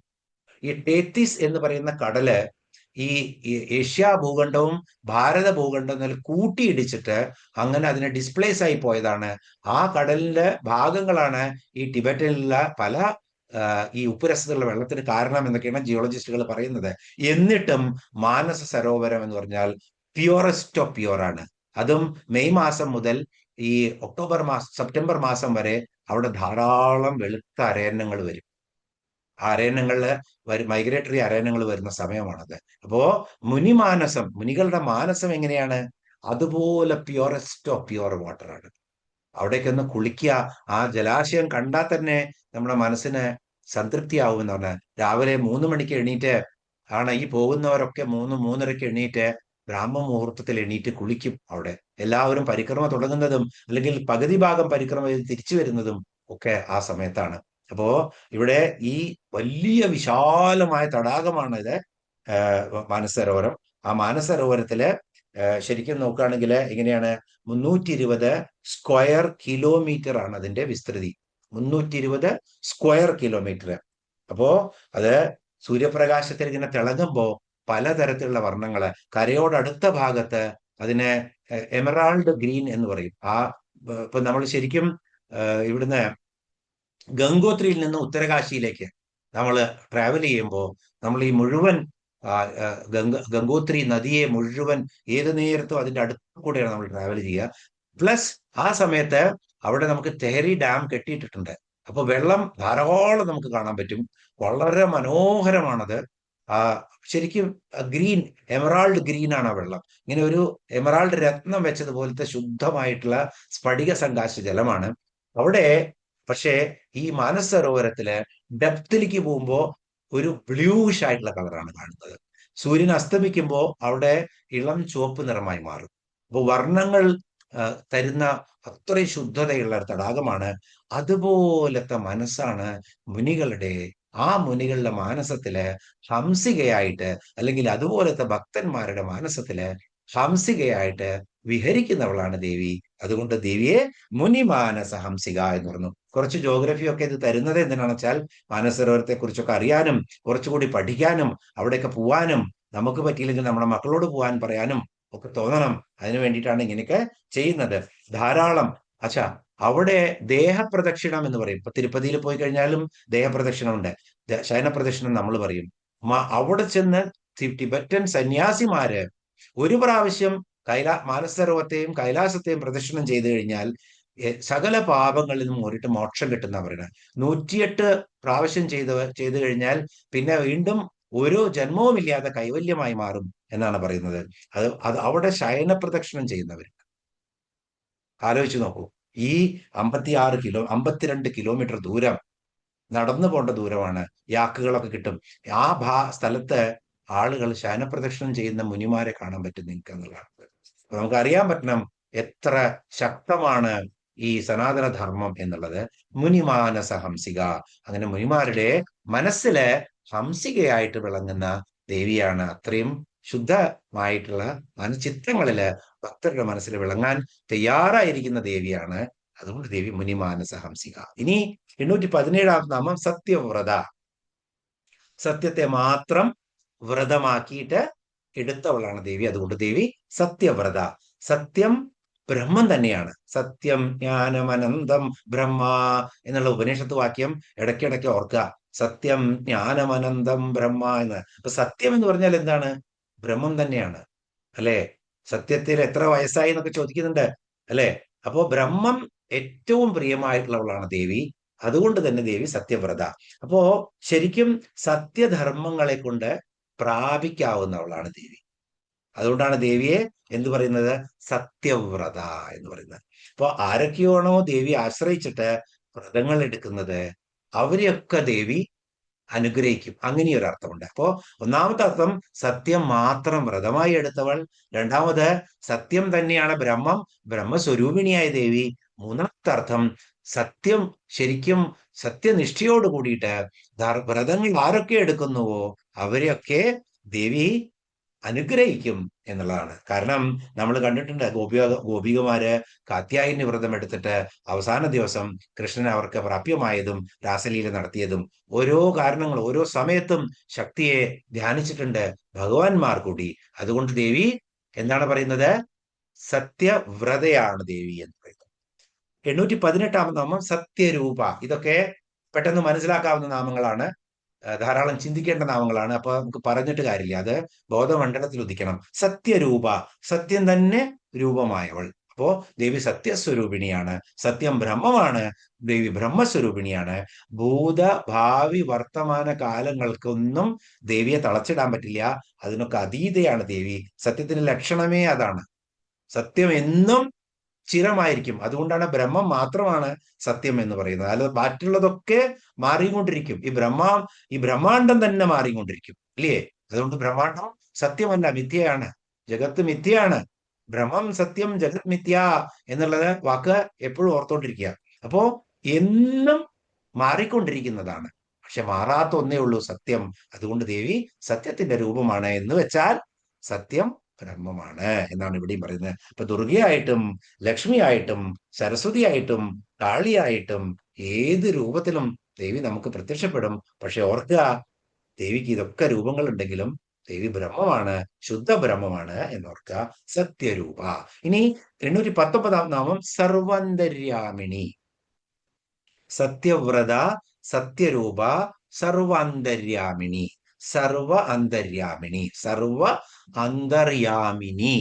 സർവരുടെയും ഉള്ളത്തെ, ഉള്ളിലെ യാമിനി എന്ന് പറഞ്ഞാൽ യാമം ചെയ്യുന്നവൾ, അടക്കുന്നവൾ, നിയന്ത്രിക്കുന്നവൾ എന്നാണ് ഇവിടെ അർത്ഥം. യാമിനി എന്ന് പറഞ്ഞു കഴിഞ്ഞാൽ യാമം ചെയ്യുന്നവളാണ്. അപ്പോ സർവന്തര്യാമിണിയാണ് ദേവി. സർവരുടെയും ഉള്ളത്തെ, അല്ലെങ്കിൽ ആ ശരിക്കും പ്രജ്ഞയായിട്ട് എല്ലാവരുടെയും മനസ്സിനെ നിയന്ത്രിക്കുന്നവളാണ് ദേവി. ചൈതന്യ രൂപിണിയായിട്ട് എല്ലാവരുടെ ഉള്ളിലും സ്ഥിതി ചെയ്യുന്നവളാണ് ദേവി. അതുകൊണ്ട് ദേവി എല്ലായിടത്തും വ്യാപിച്ചിരിക്കുന്നവളാണ് ദേവി. അന്തർയാമിയാണ് ദേവി. അതുകൊണ്ട് ദേവിയെ സർവന്തർയാമിനി എന്ന് പറയുന്നു. അപ്പോ സർവ അന്തർയാമിനി എന്നാണ് അവിടെ അതിനെ വിഘടിപ്പിക്കേണ്ടത്. സർവരുടെയും ഉള്ളിലിരുന്ന് സകല ചരാചരങ്ങളുടെയും ഉള്ളില് ആത്മാവായിരുന്നിട്ട് ബ്രഹ്മസ്വരൂപിണിയായിരുന്ന് അതിനെയൊക്കെ നിയന്ത്രിക്കുന്ന ദേവിയാണ്. അതുകൊണ്ട് ദേവി സർവന്തര്യാമിണി. ഇനി 820 നാമം സതി. വളരെ എളുപ്പമുള്ള നാമമാണ്. ദേവി സതി എന്ന് പറഞ്ഞാൽ ശിവനോടൊപ്പം ശക്തി രൂപത്തില് എല്ലാ ജന്മങ്ങളിലും സ്ഥിതി ചെയ്യുന്ന ദേവിയാണ് സതി എന്ന് പറയുന്നത്.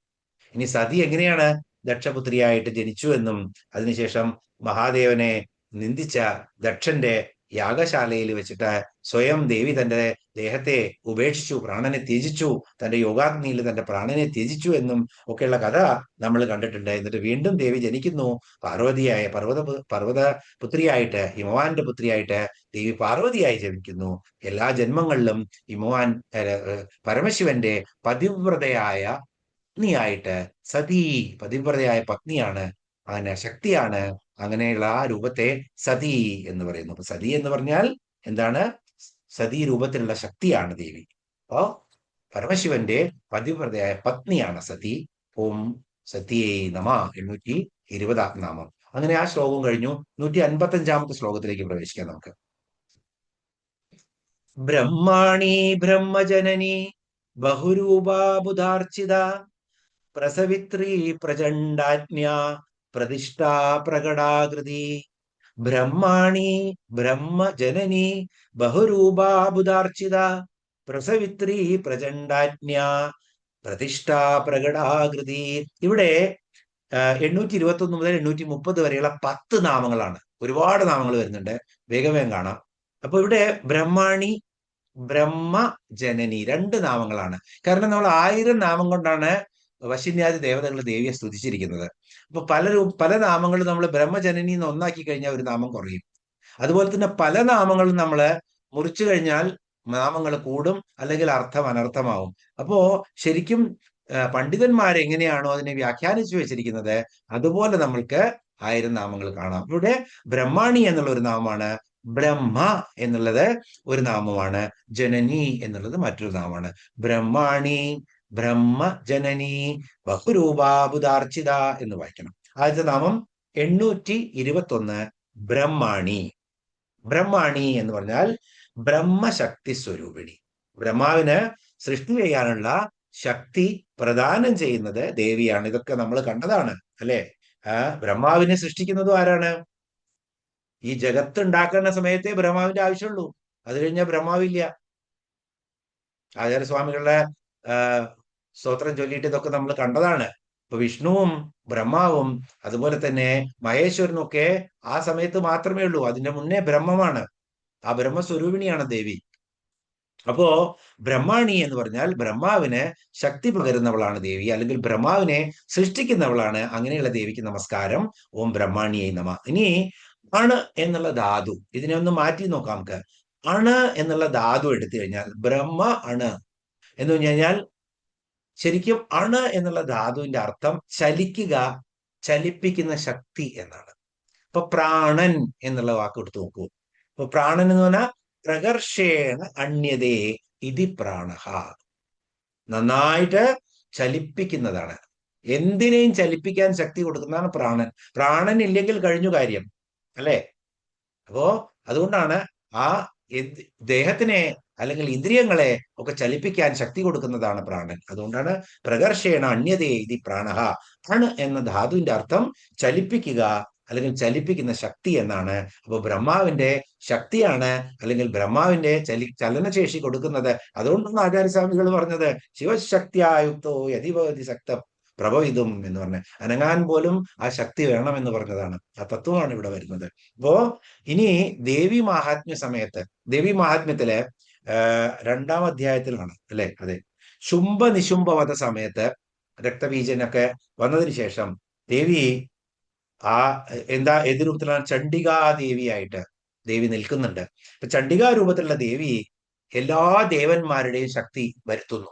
എന്നിട്ട് ബ്രഹ്മാവിൽ നിന്നും ബ്രഹ്മാണിയായിട്ടും വിഷ്ണുവിൽ നിന്നും വൈഷ്ണവിയായിട്ടും മഹേശ്വരിൽ നിന്നും മഹേശ്വരിയായിട്ടും സുബ്രഹ്മണ്യിൽ നിന്നും കൗമാരിയായിട്ടും ഇന്ദ്രനിൽ നിന്നും ഐന്ദ്രിയായിട്ടും വരാഹത്തിൽ നിന്നും വാരാഹിയായിട്ടും നരസിംഹത്തിൽ നിന്നും നാരസിംഹിയായിട്ടും ഇങ്ങനെ സപ്തമാതൃക്കളായിട്ട് ദേവി ഇങ്ങനെ വിളങ്ങി നിൽക്കുകയാണ്, വിളങ്ങി നിൽക്കുന്നു. എന്നിട്ട് അതിന്റെ കൂടെ സപ്തമാതൃക്കളുടെ കൂടെ ശിവദൂതി എന്ന് പറയുന്ന ഒരു ദേവിയും അതുപോലെ ചാമുണ്ഡി അഥവാ കാളി എന്ന രൂപവും, ഇങ്ങനെ 9 മാതൃക്കളും പിന്നെ ചണ്ഡികാദേവിയും. ചണ്ഡികാദേവിയിൽ നിന്നാണ് ഇവരൊക്കെ ഉണ്ടാവുന്നതാണ്, പ്രഥമ ശക്തിയാണത്. അപ്പോ ഈ 10 പേര് കൂടിയിട്ടാണ് ആരെയാണ് ശുംഭനിശുംഭ വധം ചെയ്യുന്നത്. അപ്പോ അടുത്ത നാമത്തിൽ അത് വിവരിക്കാൻ പിന്നീട്. അപ്പൊ ശരിക്കും എങ്ങനെയാണ് അവിടെ ദേവി ബ്രഹ്മാണിയായിട്ടാണ് നിൽക്കുന്ന, ബ്രഹ്മാവിന്റെ ശക്തിയായിട്ട് ബ്രഹ്മാണിയായി നിൽക്കുന്നു. അതുകൊണ്ടും ദേവി ബ്രഹ്മാണി എന്ന് പറയുന്നു. ഇനി സരസ്വതിയെയും ബ്രഹ്മാണി എന്ന് വിളിക്കാം. സരസ്വതി ദേവി ബ്രഹ്മാവിന്റെ പത്നിയാണ്, അതുകൊണ്ട് സരസ്വതി ദേവിയെ ബ്രഹ്മാണി എന്ന് വിളിക്കുന്നു. അപ്പൊ 821-ാമത്തെ നാമം അങ്ങനെ കഴിഞ്ഞു. ഇനി 822-ാമത്തെ നാമം ബ്രഹ്മ. ഇവിടെ ബ്രഹ്മ എന്നേ വേണ്ടുള്ളൂ. ബ്രഹ്മാവ് എന്നുള്ള ബ്രഹ്മമല്ല, അതിവിടെ ബ്രഹ്മ എന്നാണ്. ശരിക്കും ബ്രഹ്മം എന്ന് പറഞ്ഞാൽ എന്താണ്? ഇവിടെ സ്വന്തം ആത്മാവിൽ നിന്നുണ്ടാകുന്ന ജ്ഞാനം. നമ്മളൊക്കെ അന്വേഷിക്കുന്ന എന്താണ്? സ്വന്തം ഉള്ളിലുള്ള ആ എന്താണോ എന്നെ ചലിപ്പിക്കുന്ന ആ ശക്തി എന്താണെന്ന് കണ്ടുപിടിക്കുക, സെൽഫ് റിയലൈസേഷൻ. അതാണ് ജ്ഞാനം. ആ ജ്ഞാനത്തെയാണ് ബ്രഹ്മം എന്ന് പറയുന്നത്. ഇവിടെ സ്വയം ബ്രഹ്മമാണ് നമ്മളൊക്കെ എന്ന് നമ്മൾ അറിയും. അപ്പോ ദേവി സ്വയം ബ്രഹ്മസ്വരൂപിണിയാണ് ദേവി. അത് തന്നെയാണ്, സ്വയം ബ്രഹ്മമായിട്ടാണ് നമ്മളൊക്കെയും. നമ്മുടെ ഉള്ളിലിരിക്കുന്ന ആ തേജസ് അത് ദേവി തന്നെയാണ്. അതുകൊണ്ട് ദേവി ബ്രഹ്മ എന്നറിയപ്പെടുന്നു. ഇനി വീണ്ടും പറയാം, സത്യം ജ്ഞാനമനന്തം ബ്രഹ്മ എന്ന്, അല്ലെ? അപ്പൊ ഇവിടെ ശരിക്കും ഇവിടെ വരുന്നത് എങ്ങനെയാണ്? ബ്രഹ്മണേ നമഃ എന്നാണ് നാമാവലി കേട്ടോ. അപ്പൊ ബ്രഹ്മണേ നമഃ എന്ന് പറഞ്ഞാൽ ഇവിടെ നപുംസകലിംഗമായിട്ടാണ്. ബ്രഹ്മൻ അല്ലെങ്കിൽ ബ്രഹ്മാവ് എന്ന് പറയുമ്പോൾ പുല്ലിംഗമാണത്. ഇവിടെ ബ്രഹ്മാവ് അല്ല, ബ്രഹ്മം, ബ്രഹ്മ എന്നുള്ളതാണ്. അപ്പൊ ബ്രഹ്മണേ നമഃ എന്ന് പറയുമ്പോൾ നപുംസകലിംഗമാണ് ഇവിടെ. ദേവിയുടെ നപുംസകലിംഗമായിട്ടുള്ള ശബ്ദമാണ് ബ്രഹ്മ എന്നുള്ളത് ഇവിടെ. കാരണം ഇത് സാക്ഷാത് ബ്രഹ്മം തന്നെയാണ്. ഏതിൽ നിന്നാണോ സമസ്ത പ്രപഞ്ചവും ഉത്ഭവിക്കുന്നത്, ഏതിനെ ആശ്രയിച്ചാണോ സമസ്ത പ്രപഞ്ചവും നിലനിൽക്കുന്നത്, ഏതിലേക്കൊന്നിലാണോ സമസ്ത പ്രപഞ്ചവും വിലയം പ്രാപിക്കുന്നത്, അതാണ് ബ്രഹ്മം, അതാണ് ദേവി.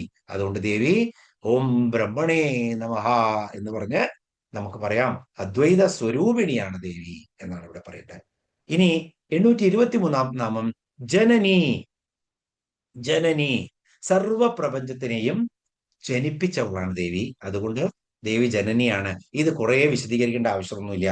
ശ്രീമാത, ശ്രീ വിധാത്രി, അംബ, പ്രസവിത്രി, ലളിതാംബിക, ഇങ്ങനെയുള്ള ഇഷ്ടംപോലെ നാമങ്ങൾ നമ്മൾ കണ്ടു. ഇതൊക്കെ ദേവിയുടെ മാതൃത്വത്തെ വിശദീകരിക്കുന്നതാണ്.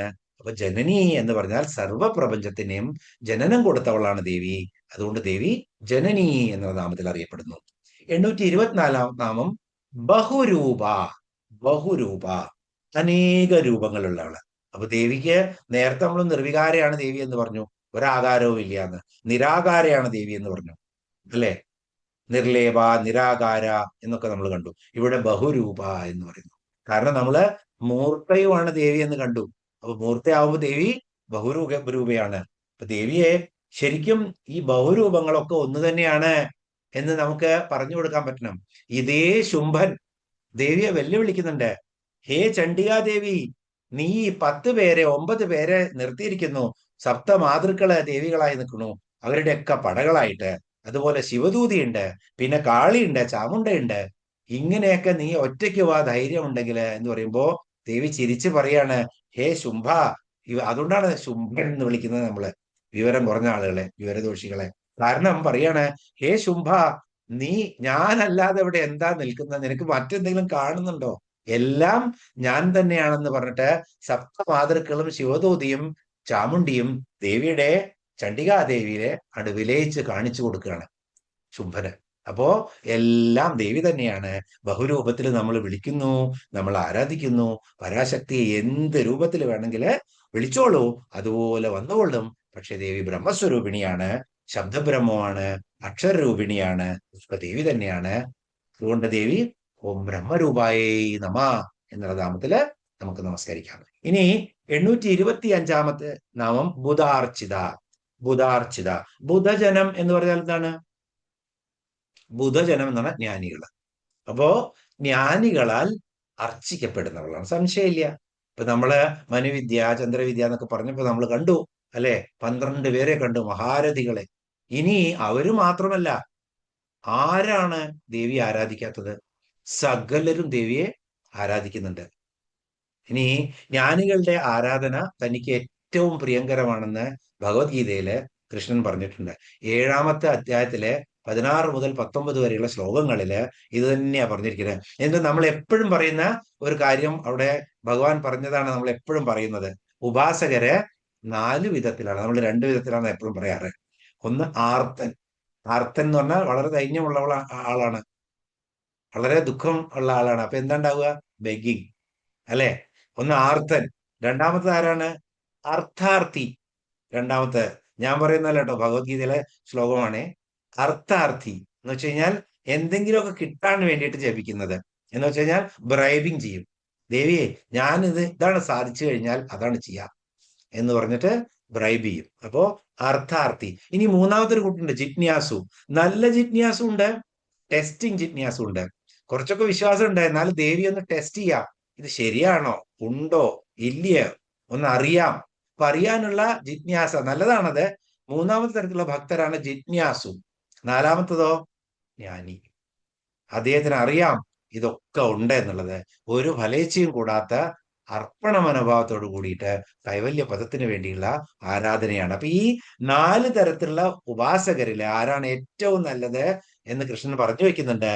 ബഹൂനാം ജന്മനാമന്തേ ജ്ഞാനവാൻ മാം പ്രപദ്യതേ വസുദേവ സർവമിതി സ മഹാത്മാ സുദുർലഭം. ആദ്യം പറയുന്നുണ്ട്, ഇവർ ഈ അർത്ഥനും ജിജ്ഞാസുവും അർത്ഥാർത്ഥിയും ജ്ഞാനിയുമാണ് ഭക്തന്മാര്. ഇവരിലൊക്കെ എനിക്ക് 19ാമത്തെ ശ്ലോകത്തിൽ പറയുന്നു, ബഹൂനാം ജന്മനാമന്തേ, അസംഖ്യം ജന്മങ്ങളില് അവസാനത്തില് ജ്ഞാനവാൻ മാം പ്രപദ്യതേ, ജ്ഞാനം ലഭിച്ചിട്ട് അന്തര്യാമിയായിട്ട് ആത്മാവ് താൻ തന്നെയാണ്, വസുദേവ സർവമിതി എന്ന് മനസ്സിലാക്കി കഴിഞ്ഞാൽ എന്താണ്? സമാത്മാ സുദുർലഭ. അങ്ങനെയുള്ള ആ സമാത്മാ ജ്ഞാനിയായിട്ടുള്ള ആത്മാക്കള് വളരെ ദുർലഭമാണ് എന്നാ പറയുന്നത്. ഏറ്റവും പ്രിയങ്കരമാണ് എനിക്ക് അവര്, പക്ഷെ വളരെ ദുർലഭമാണ് എന്ന് കൃഷ്ണൻ പറയുന്നുണ്ട്. അപ്പോ ബുധന്മാർ എന്ന് പറഞ്ഞാൽ ഇവിടെ ബ്രഹ്മജ്ഞാനികൾ എന്നാണ് അർത്ഥം. ഈശ്വരനല്ലാതെ മറ്റൊന്നും ഇല്ല എന്നവർക്ക് തീർച്ചയാണ്. എല്ലാം ഈശ്വരനാണ്. ഏത് മതമാണെങ്കിലും ഏത് ജാതിയാണെങ്കിലും ഒന്നേ ഉള്ളൂ, രണ്ടാമതൊന്നില്ല എന്നുള്ളത് കൃത്യമായിട്ട് അറിയുന്നവരാണ് എന്ത്? ഈ ബ്രഹ്മജ്ഞാനികള്. ദ്വൈതഭാവം ഇല്ലേ ഇല്ല, അവരാണ് എന്ത് പറയുന്നത്? ബുധാർച്ചിത. ഇനി പ്രസവിത്രി 826, വീണ്ടും എളുപ്പമായ നാമം. ബ്രഹ്മാവ് മുതൽ അണു വരെയുള്ള എല്ലാറ്റിനെയും, അണോരണിയാൻ മഹതോ മഹിയാൻ, എല്ലാറ്റിനെയും പ്രസവിച്ചിരിക്കുന്നത് ദേവിയാണ്, മാതാവാണ് എല്ലാവർക്കും ദേവി. അതുകൊണ്ട് സകല ജഗത്തിനെയും, സകല ചരാചരങ്ങളെയും, ബ്രഹ്മാണ്ടത്തെയും ഒക്കെ പ്രസവിച്ചിരിക്കുന്നവളാണ് ദേവി. അതുകൊണ്ട് ദേവി പ്രസവിത്രി എന്ന നാമത്തിൽ അറിയപ്പെടുന്നു. ഇനി 827 നാമം പ്രചണ്ഡ. പ്രചണ്ഡ, വളരെയധികം കോപമുള്ളവൾ എന്നാണ് ഇവിടെ അർത്ഥം. ഇപ്പോ ശ്രീ മഹാരാജ്ഞി എന്നുള്ള നാമം, രണ്ടാമത്തെ നാമത്തിൽ തന്നെ നമ്മൾ പറഞ്ഞു. ശ്രീമാത എന്ന് പറഞ്ഞു കഴിഞ്ഞാൽ എല്ലാവർക്കും അമ്മയാണ്. ഇപ്പൊ ആരും വില വയ്ക്കില്ല. ശ്രീ മഹാരാജ്ഞി. മഹാരാജ്ഞി അവിടെ ഇവിടെ വെറുതെ അങ്ങോട്ട് കൂടെ നടന്നു കഴിഞ്ഞാൽ നടക്കില്ല കാര്യം. ശ്രീമത് സിംഹാസനേശ്വരി, ദേവിക്ക് അധികാരമുണ്ട്. അപ്പൊ അധികാരമുണ്ടെങ്കിൽ, ഭരണമുണ്ടെങ്കിൽ കോപം വേണ്ടി വരും. നല്ലതല്ലാത്തത് കണ്ടു കഴിഞ്ഞാൽ അതിനെ ശിക്ഷിക്കേണ്ടി വരും, അതിനെ ചീത്ത പറയേണ്ടി വരും, അവർക്ക് തക്കതായ താക്കീത് കൊടുക്കേണ്ടി വരും. അതുകൊണ്ടാണ് ദേവി എന്തുകൊണ്ടാണ് പ്രചണ്ഡയായിരിക്കുന്നത്? ഇപ്പൊ ശുംഭനെയും നിശുംഭനെയും അതുപോലെ തന്നെ മഹിഷനെയും ഒക്കെ വധിക്കാൻ വേണ്ടിയിട്ട് ദേവി വളരെ ക്രോധാകാരമായിട്ടുള്ള രൂപങ്ങൾ എടുത്തിട്ടുണ്ട്. അല്ലെങ്കിൽ അരാജകത്വം ഉണ്ടാവും. അതുകൊണ്ടാണ് ദേവിയെ പ്രചണ്ഡ എന്നുള്ള രൂപത്തിലും വരുന്നത്. ഇനി വായു, അഗ്നി ഇത് രണ്ടും വളരെ ചണ്ഡമായ സ്വഭാവമുള്ള പ്രകൃതി ശക്തികളാണ്. ഇവ കോപശീലരായിട്ടുള്ള ഈ പ്രപഞ്ച ശക്തികള് ദേവിയുടെയാണ്. അതുകൊണ്ട് ദേവിക്ക് എന്തും കാണിക്കാൻ പറ്റും. ജലം, വായു, അഗ്നി എന്നുള്ള കാറ്റായിട്ടും അഗ്നിയായിട്ടും ജലവും ഒക്കെ ആയിട്ട് നാശനഷ്ടം വിതയ്ക്കാൻ ദേവിക്ക് പറ്റും. അതുകൊണ്ട് പ്രചണ്ഡ എന്ന് ദേവിയെ പറയുന്നു. അതുകൊണ്ട് ദേവിയെ പ്രചണ്ഡ, കോപ സ്വരൂപമുള്ള ദേവിയാണ് പ്രചണ്ഡ. ചണ്ഡി, ചണ്ഡിക എന്നൊക്കെ പറയുന്നത് തന്നെയാണ്. ഇനി 828 നാമമാണ് ആജ്ഞ. ആജ്ഞ എന്ന് പറഞ്ഞാൽ ദേവി ആജ്ഞാസ്വരൂപിണിയാണ് എന്നുള്ളതാണ്. ദേവി ബ്രഹ്മത്തിന്റെ ആജ്ഞാശക്തിയാണ് ദേവി. അപ്പോ ഈശ്വരന്റെ ആജ്ഞ എന്താണ്? വേദങ്ങളാണ്. വളരെ ശ്രദ്ധിച്ച് മനസ്സിലാക്കേണ്ടതാണ്. ഈശ്വരന്റെ ആജ്ഞ എന്ന് പറഞ്ഞു കഴിഞ്ഞാൽ വേദങ്ങളാണ്. വേദങ്ങൾ ആരെഴുതിയെന്നില്ല, സനാതനമാണ് വേദങ്ങൾ. ബാക്കിയുള്ളതൊക്കെ മഹർഷിമാർ രചിച്ചു എന്ന് പറയാം, അല്ലേ? പക്ഷേ വേദങ്ങളോ ആ ദേവി തന്നെ വേദസ്വരൂപിണിയായിട്ട് വന്നതാണ്. ഈശ്വരാജ്ഞയാണ്. അതാരാണ്? ആ വേദസ്വരൂപിണി ദേവിയാണ്. അതുകൊണ്ടാണ് വേദമാതാവായിട്ട് ദേവിയെ നമ്മൾ കാണുന്നത്. വേദസ്വരൂപത്തില് സ്ഥിതി ചെയ്യുന്നവളാണ്. അതുകൊണ്ടാണ് ആജ്ഞ എന്ന് പറയുന്നത്. ഇനി ലിംഗപുരാണത്തിലൊരു ശ്ലോകത്തിൽ പറയുന്നുണ്ട്, നഹ്യേഷ്യ പ്രകൃതിർജീവോ വികൃതിർവാ വിചാരത പുരാ മമാജ്ഞ മദ്വക്ത്ര സമുൽപ്പന്ന സനാതനി. പുരാ മമാജ്ഞ മദ്വക്ത്ര, പുരാ മമാജ്ഞ മദ്വക്ത്ര സമുൽപ്പന്ന സനാതനി. ദേവി നഹ്യേഷ്യ പ്രകൃതി ജീവോ വികൃതിർവാ വിചാരത എന്ന് പറഞ്ഞാൽ ഈ ദേവി പ്രകൃതിയല്ല, വികൃതിയുമല്ല. പിന്നെ എന്താണ് ദേവി? എന്റെ 5ാമത്തെ മുഖത്തിൽ നിന്നും ഉണ്ടായ ആജ്ഞയാണ് ദേവി എന്നാണ് മഹേശ്വരൻ പറയുന്നത്. ആര് പറയുന്നത്? ലിംഗപുരാണത്തിൽ പറയുന്നത്. ഇതാണ് സനാതനത്തിന്റെ മുഖമേ ഇങ്ങനെയാണ് എന്നുള്ളതാണ്. സനാതനമായിട്ടുള്ള മുഖമാണ്. ആ മുഖത്ത് നിന്ന് ആജ്ഞയായിട്ടുണ്ടായതാണ് വേദങ്ങള്. ആ വേദ സ്വരൂപിണിയാണ് ദേവി. അതുകൊണ്ട് ദേവിയെ ആജ്ഞ എന്ന് വിളിക്കുന്നു. ഇനി 2 നാമങ്ങളുണ്ട്, പ്രതിഷ്ഠാൻ പ്രകടാകൃതി. അപ്പോ നമുക്ക് ഇന്നിവിടെ നിർത്താം. കാരണം കുറച്ച് നമുക്ക് സംസാരിക്കേണ്ടിയും വരുമെന്ന്. അതുകൊണ്ട് നമുക്കിവിടെ ഈ ആജ്ഞ എന്നുള്ള ആ ആജ്ഞാസ്വരൂപിണിയായിട്ടുള്ള അല്ലെങ്കിൽ വേദസ്വരൂപിണിയായിട്ടുള്ള ആ ദേവിയെ ഇങ്ങനെ മനസ്സിൽ കണ്ടുകൊണ്ട് നമുക്ക് ഇവിടെ നിന്ന് അവസാനിപ്പിക്കാം. ഓം പൂർണ്ണമദ പൂർണ്ണമിദം പൂർണ്ണാത് പൂർണ്ണമുദച്യതേ പൂർണ്ണസ്യ പൂർണ്ണമാദായ പൂർണ്ണമേവാവശിഷ്യതേ. ഓം ശാന്തി ശാന്തി ശാന്തി.